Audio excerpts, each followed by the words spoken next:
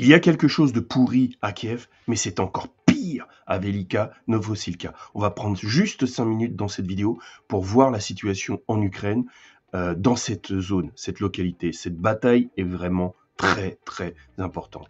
Mais avant ça, il faut qu'on aille sur la carte topographique. Ici, au centre, vous voyez là, Velika Novosilka. Vous remarquez quelque chose, c'est que tout ce qui entoure cette ville est en hauteur, à part le sud, d'accord? On remonte le sud, bon bah c'est au même niveau.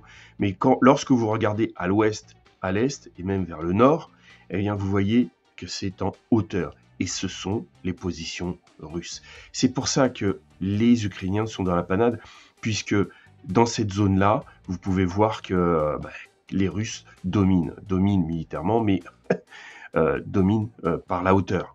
Donc on retourne à cette carte, la carte du début, et je vais vous montrer quelque chose.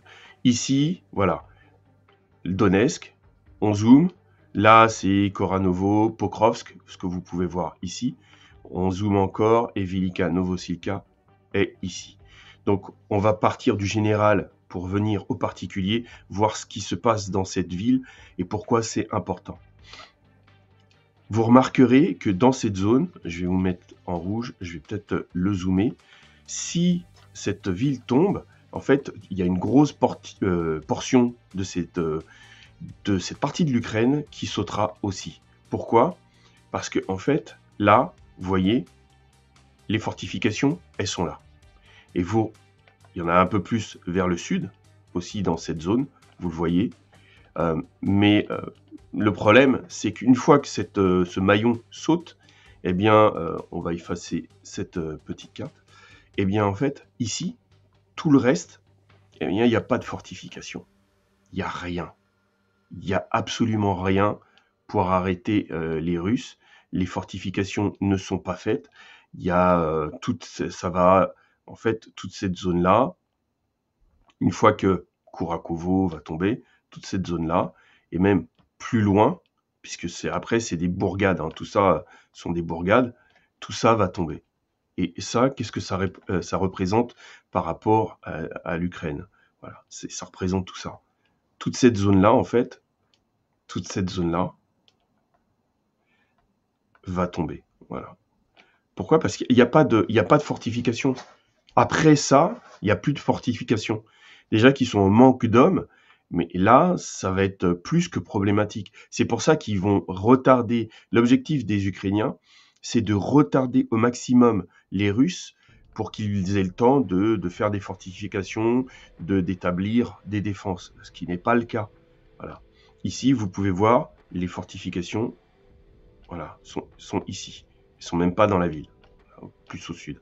D'accord? Là, je ne sais pas si on voit bien. Je vais remettre la carte au centre. Vous allez comprendre. Voilà. Les fortifications sont ici. OK? Donc, on va zoomer. On va zoomer. Voilà. Comme ça, on va mieux comprendre. D'abord, on va regarder le nord de la ville. Là, à Novi Komar. Les Russes sont déjà là. Vreminka. Je vous avais déjà dit que la localité était tombée. Voilà. Et là, c'est la situation des Ukrainiens. Ils sont à Velika Novosilka. Et si cette ville tombe, comme je vous l'ai dit, ce sera catastrophique. Voilà. Le but des Ukrainiens, c'est de ralentir. Donc, on va aller zoomer un peu plus. Là, rappelez-vous, Novi Komar. Voilà. Donc là, ce qu'on va faire, c'est d'abord établir la carte. Parce que là, il est quelle heure? 16h15. À l'heure où je fais cette vidéo, voilà la zone en fait où les Russes sont. C'est une zone contestée, mais je vais vous expliquer pourquoi je fais ça. Simplement parce que ça va vous aider à comprendre. Là, les Russes sont déjà là, ici. Voilà. Donc en fait, ce que vous pouvez voir, c'est que les Russes sont dans la zone, leur zone de contrôle et celle en rouge. En blanc, normalement, c'est la zone contestée, mais en fait, non. Les Russes sont déjà là. C'est juste qu'il y a des poches de résistance ukrainienne. Voilà. Et pourquoi c'est difficile pour les Ukrainiens de tenir? Donc, ici, on va voir, je vais vous montrer sur des flèches pourquoi c'est aussi compliqué pour eux dans cette zone. Là, c'est Ici, c'est la 110e brigade en Ukraine, là. Je veux dire, à Velika Novosilka, c'est la 110e brigade ukrainienne qui tient Velika Novosilka. Alors, le premier bataillon est ici. Le premier bataillon de la 110e brigade ukrainienne est ici. Le deuxième tient cette partie. Et le troisième tient cette zone-là. Voilà. Le premier, le deuxième, le troisième. Et donc c'est pour ça que ça va être difficile pour eux lorsqu'ils devront, parce qu'à un moment, ils devront partir. Voilà.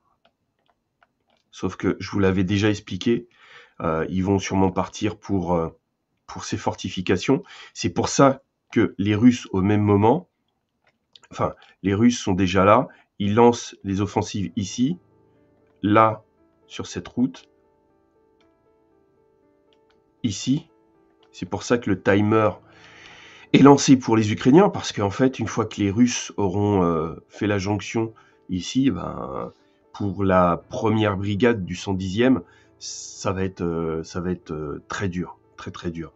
Là, je vais vous mettre aussi, leur but, c'est de venir là. Ici, il y a des fortifications ukrainiennes. C'est pour ça que les Russes viennent via Novi Komar prendre...